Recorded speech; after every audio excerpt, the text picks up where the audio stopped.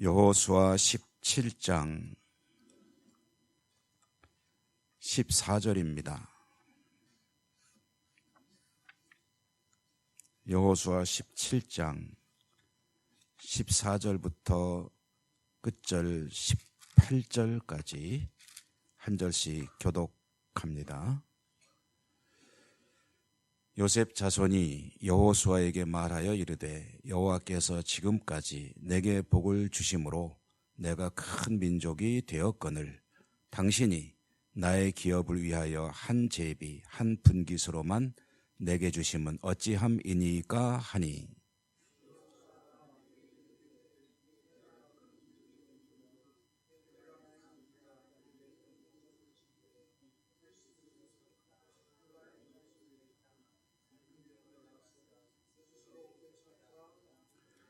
요셉 자손이 이르되 그 산지는 우리에게 넉넉하지도 못하고 골짜기 땅에 거주하는 모든 가나안 족속에게는 베스안과 그 마을들에 거주하는 자이든지 이스라엘 골짜기에 거주하는 자이든지 다 철병거가 있나이다 하니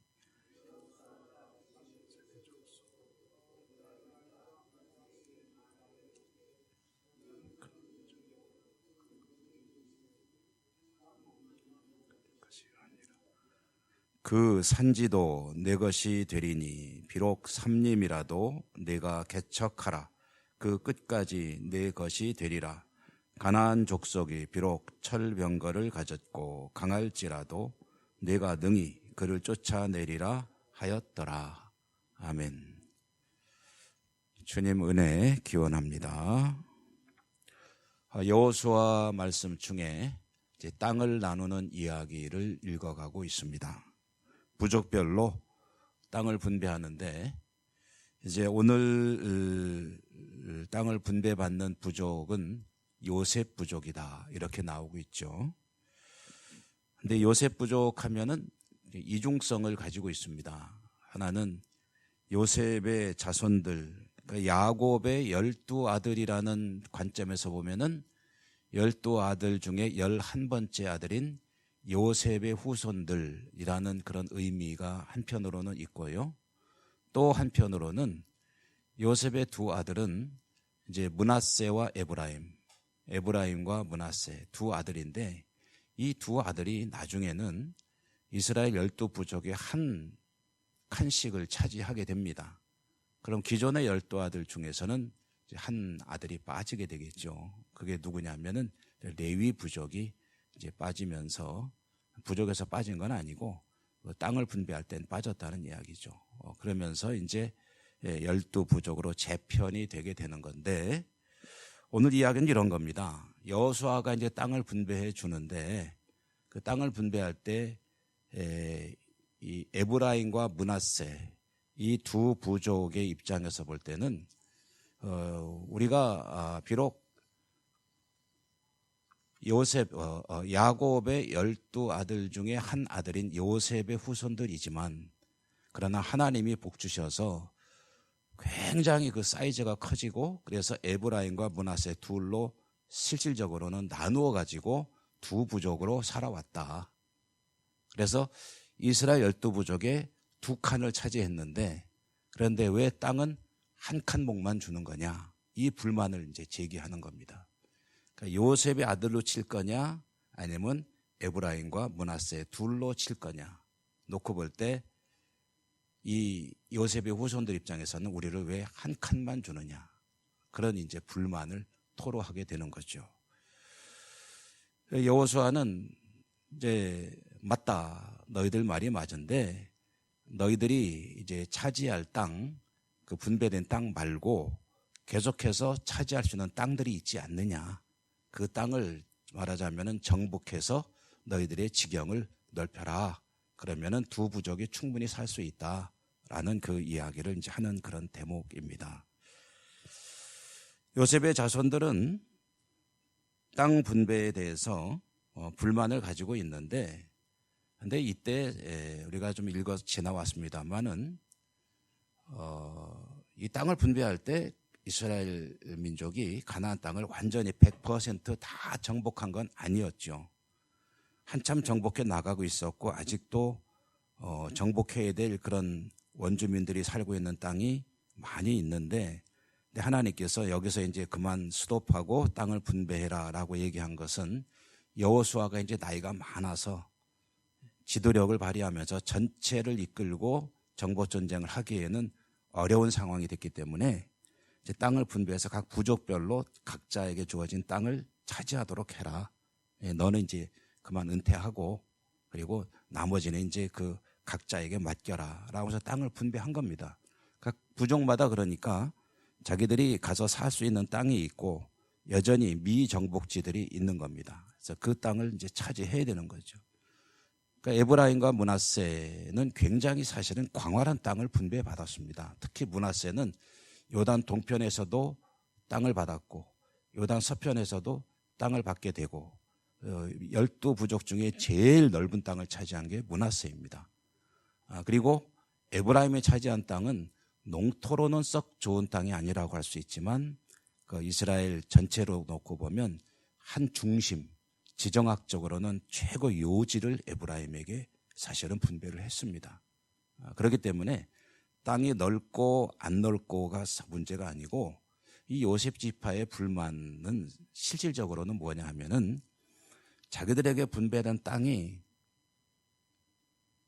거기에 미정복지 민족들을 쫓아내고 그 땅을 차지해야 되는데 근데 거기 사는 민족이 너무 강력한 부족들이다. 그러니 우리가 그거 차지하려면 사실 너무 좀 힘들다. 어려운 땅이다. 쉽게 말해서 어려운 문제를 안고 있는 땅을 왜 우리에게 주느냐. 이게 이제 그 요셉, 특별히 에브라임 부족의 불만입니다. 그래서 오늘 성경에 보면 거기에는 베스안과 이스라엘 골짜기, 여기가 이제 그 가나안 땅 전체로 놓고 보면은 아주 굉장히 좋은 평야지대거든요. 평야지대인데 그 땅을 쭉 따라가 보면은 거기에 살고 있는 부족들은 철병거를 가지고 있는 부족이다라고 이야기를 합니다. 이건 요즘 말하면은 전차부대, 기갑부대로 무장한 강력한 화력을 가진 그런 부족들이 살고 있는 땅을 왜 하필이면 우리한테 주느냐? 여러분 사실 그런 것들이 있잖아요. 여러 가지 이제 어떤 과제들이 있을 때 예를 들어 어떤 회사라고 합시다. 근데 어떤 직원에게는 넌 이것 좀 해결해라, 이거 해결해라, 이거 해결했는데 이 사람에게 제일 어려운 문제를 맡기면은 속으로 불만이 있을 수 있잖아요. 군사작전이라고 친다면은 가장 정복하기 어려운 강력한 적군이 도사리고 있는 그 지역을 어느 부대가 좀 맡아라 라고 하면은 그것도 역시 좀 불만스러울 수 있는 거나 마찬가지입니다. 그런데 여호수아는 이제 뭐라고 말합니까? 너희 땅 스스로가 넓혀야 한다.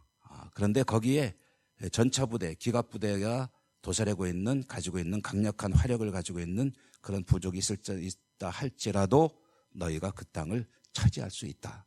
가서 너희가 스스로 그 땅을 넓혀라 라고 이야기하는 대목입니다. 여러분 이 이야기를 들으면 뭐 생각나는 거 없으십니까? 그 땅을 너희한테 준다라고 했는데 그 땅에 사는 그쪽 원주민들은요 너무 강력해요 라고 대답하는 이 장면은 지금으로부터 그러니까 45년 전, 이 당시로부터 45년 전 가데스 바네아 사건하고 본질은 똑같은 이야기입니다. 하나님께서 가데스 바네아에서 이스라엘 민족이 이제 출애굽하고 2년 지났을 때 약속의 땅 가나안 땅으로 들어가라 하니까 정탐꾼 보내가지고 정탐해봤더니 땅은 좋은데 좋습디다. 근데 거기에는 거인들이 살고 있어서 우리는 그 사람들을 이길 수 없습니다. 라고 말했던 그 장면과 본질적으로는 같은 거라는 거죠.